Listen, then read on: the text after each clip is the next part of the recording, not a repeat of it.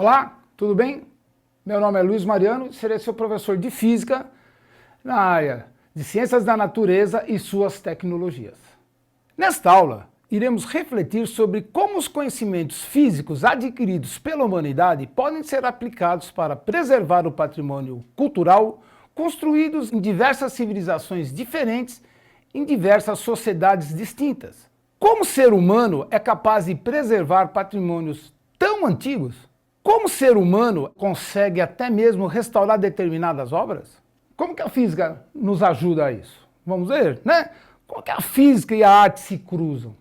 Essas áreas tão distintas. Qual é os pilares da arte? Construção, manutenção e restauração dessas obras de arte. A física analisando a obra. Elas não tiram uma parte dela, analisam a obra por inteiro. O infravermelho, o que será o infravermelho? E o raio-x? Pinturas ocultas, o que serão pinturas ocultas? Como que nós podemos usar a física para encontrar essas pinturas ocultas? Pinturas anteriores na mesma tela? Modificações feitas posteriormente?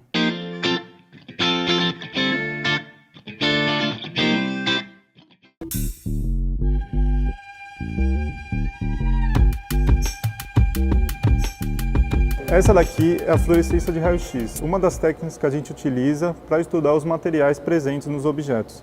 O tubo de raio-x vai incidir raio-x no objeto, esse raio-x vai interagir com a amostra, né, e vai fluorescer. Né.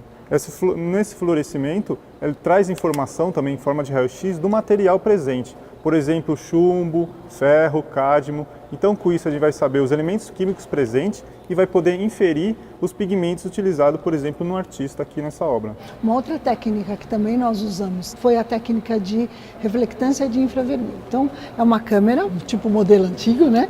Mas na realidade é uma câmera de infravermelho. Ela é sensível à faixa espectral do infravermelho. E nessa captura eu consigo visualizar os traços iniciais, ou seja, aqueles primeiros traços que o artista fez ou os arrependimentos que ele teve. Por exemplo, esse cavalo que foi desenhado inicialmente, mas não está no visível, ele não trouxe, né, para a imagem final no visível. A mesma coisa é até aqui, tem uma sombra de um personagem que provavelmente estava, né, sentado em cima desse cavalo e que também não veio para o visível. Mas é possível, então, com essa técnica de infravermelho, ter essa informação, ter esse resgate do processo criativo do artista. E agora, vamos interpretar melhor como que a física pode nos auxiliar na conservação, manutenção de grandes obras de arte.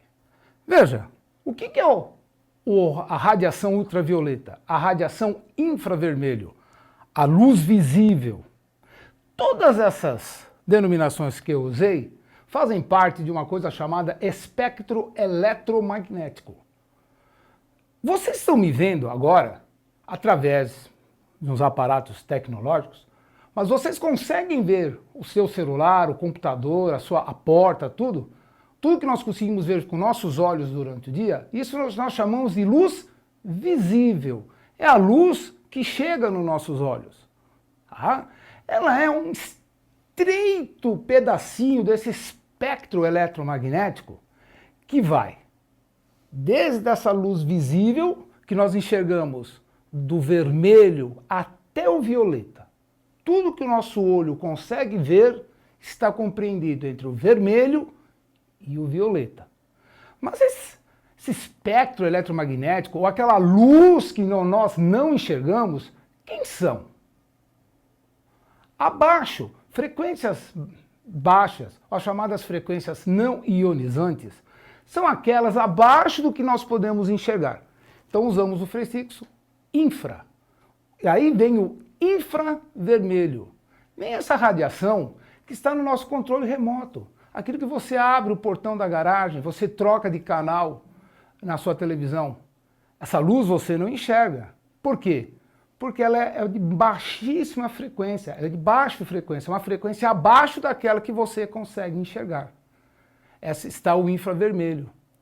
Com essa tecnologia de infravermelho, a física pode auxiliar principalmente os restauradores em observar a obra como ela é, ou melhor, como ela foi executada. Qual o pigmento de luz que foi usado, ou melhor, pigmento da cor que foi usada. Qual o sentido das pinceladas, que tipo de pincel o pintor, o artista usou, para que na restauração se use a mesma técnica. Se eu precisar digitalizar essa imagem, eu passo a usar um programa de computador que vai captar essa imagem, principalmente em infravermelho, e transformar esse infravermelho numa imagem, em que eu, restaurador, posso usar. Agora, eu posso vir a usar algo mais preciso, algo um pouco mais tecnológico, vamos dizer assim, que é a visão do raio-x.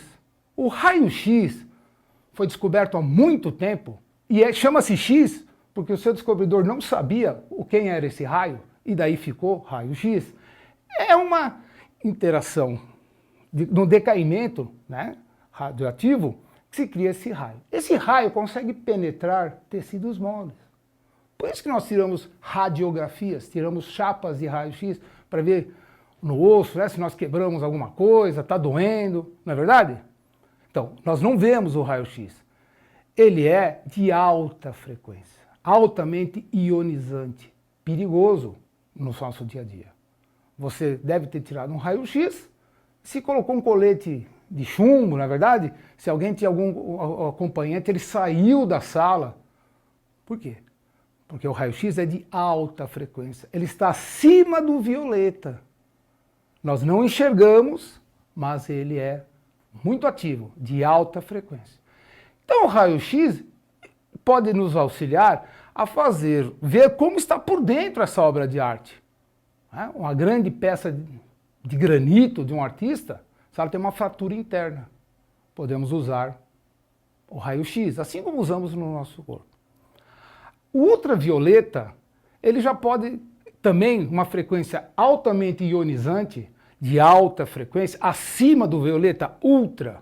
É por isso que devemos sempre usar o filtro solar. Lembra dos raios ultravioleta?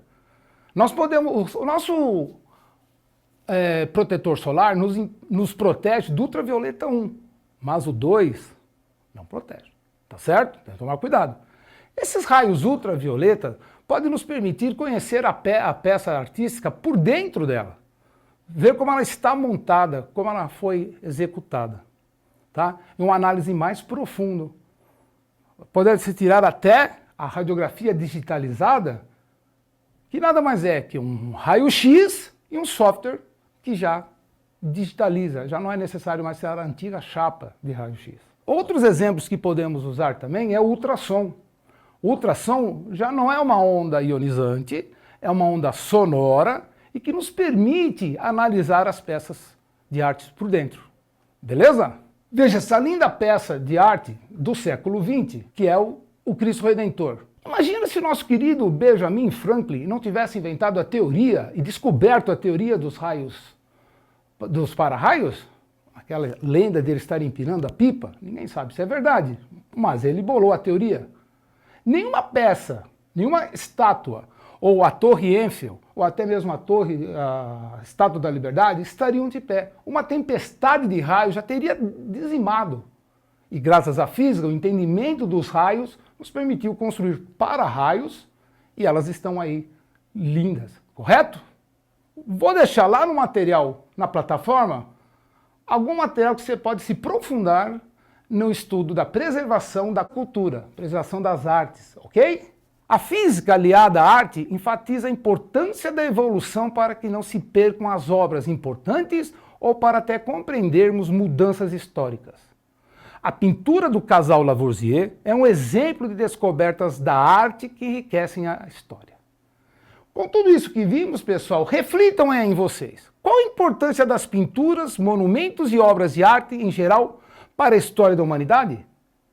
Que outros campos contribuem para a sua construção e manutenção? Mais uma vez, pessoal, muito obrigado, bons estudos e até a próxima.